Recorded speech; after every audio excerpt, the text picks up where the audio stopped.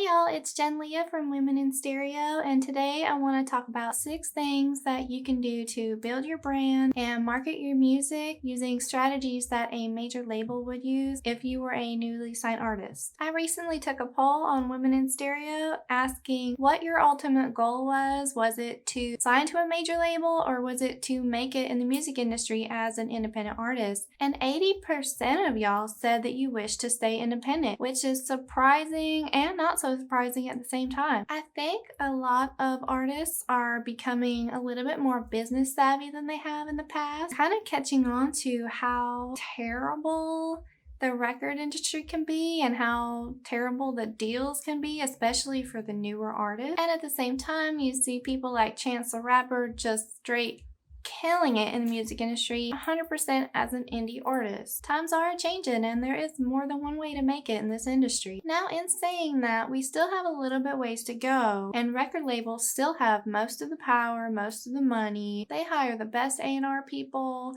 the best producers, the best brand managers, the most genius marketing teams. They know how to use all of their tools to make you the next big thing if they felt like it. So I'm here to say, screw them. Let's just steal all their strategies and make it on our own. It won't be easy. It's a lot of hard work, but it has happened and it is possible. So let's do it. Record labels see you and your music as a product and they know how to sell it. One of the first things they do, and something you can easily do yourself, is run ad campaigns on your social media accounts. Instagram and Facebook have super easy and super cheap ad campaigns that you can run. They use smart technology to put you in front of audiences that might be interested in your content. I know that they're a little bit cheesy and they don't always work, but it might work. It only costs a couple bucks and you could get a few new fans for it. So it don't hurt, right? I recommend running an ad with musical content or a living picture with your music attached. I think people are much more receptive when they're scrolling through Instagram and they instantly hear something they like. Maybe their sound's accidentally on, I don't know. Versus just seeing a cool picture of somebody and then seeing a write-up asking to go check them out. That's why on Women in Stereo, I always do videos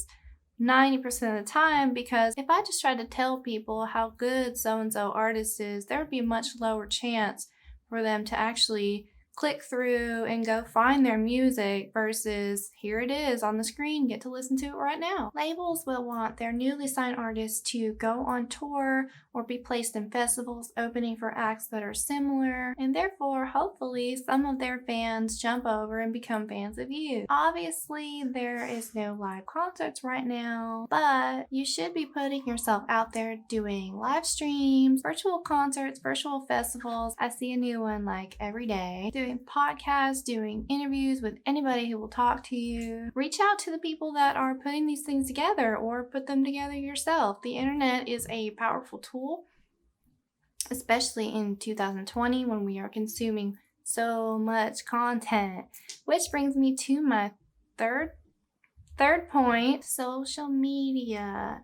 If you want to remain an independent artist, retain your artistic freedom, make all your own money, I really want indie artists to start thinking of themselves as big YouTubers or TikTok stars. They run their social medias like full-time jobs. They post content, if not every day, then a few times a week. If you signed to a major label and didn't have social media, or you had lackluster social accounts, they'd make you get on that immediately. They would also announce you as a new artist on all of their social media accounts that have tons of followers. Since you want to be independent, you have to get your own. You have no idea how many accounts I see daily with musician in their bio, but every single picture is them in sweatpants doing yoga with their dog and they haven't posted in a month. I'm not trying to call anybody out. That stuff's perfectly fine. Heck, I do that on my own personal page. But imagine if I had started Women in Stereo and just started posting content like that every day versus what it's supposed to be all about, featuring up-and-coming female artists. Nobody would follow and nobody would get what it's even about. If you want this to be your career, and I mean your career, not just a hobby, something you do every once in a while, social media is the single most powerful tool to connect you to audiences. There are thousands, maybe millions of videos and courses you can take on how to build your audience and level up your social media, so I will not go into that here. but do it. Number 4, collaborations are another powerful tool you can use. This is something that has revived careers of artists that became irrelevant, has made huge stars of people overnight. It has helped people cross their music over into other countries. There are so many cool historical collaborations that have moved mountains, and record labels still use them to this day to make a difference in artists' lives. I know that if you're independent, you don't have a huge roster of famous artists that can be placed at your feet to be put on your record. This is where networking really comes into play. Let's say you have 5 to 10,000 followers. Go reach out to someone, a producer, a DJ, a fellow musician who has 5 to 10,000 followers, or heck, even bigger, and maybe you'll get lucky. The point isn't just to collab, maybe have some audience crossovers, which is great, but you're also building a network and making friends with people that can be huge helps down the line. What if Miss 7,000 followers becomes a huge hit next month and you just did a collab with her and now you're BFF? It's happened, it works. Number 5. Playlists. It's no secret that curated playlists on popular streaming sites like Apple Music and Spotify are the thing right now, and you should be submitting every single song that you release to one of these playlists. There is a process that goes into submitting to these playlists, which I'm not going to go into here. Maybe I'll make another video about it, but you know, Google. There's also people that make popular and huge playlists that you can pay to be on. I don't necessarily recommend this, but if you have the extra money, I guess it can't hurt. Number 6, press releases.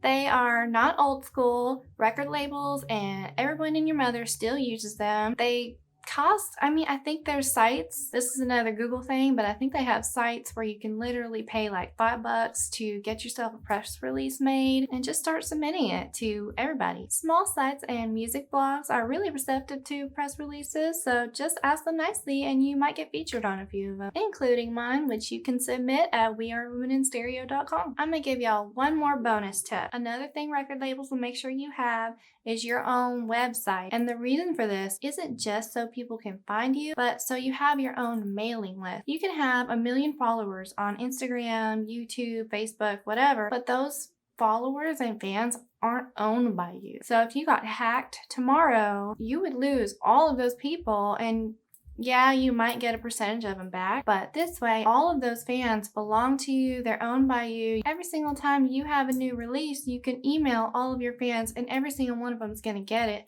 versus the 2 to 10% of your followers that see it on Instagram. So get a website and get a mailing list because it's really helpful. Alright y'all, thank you so much for watching again. I really hope y'all like these music industry tip type videos. If you do, please subscribe. I will be back weekly with another one. If I can just help one artist not be completely screwed over by the industry, then I'll have done my job and I'll be happy. You can check me out on Instagram at Women in Stereo or go to my website, wearewomeninstereo.com. Thank you so much again for watching, y'all. I'll see you next week. Bye-bye.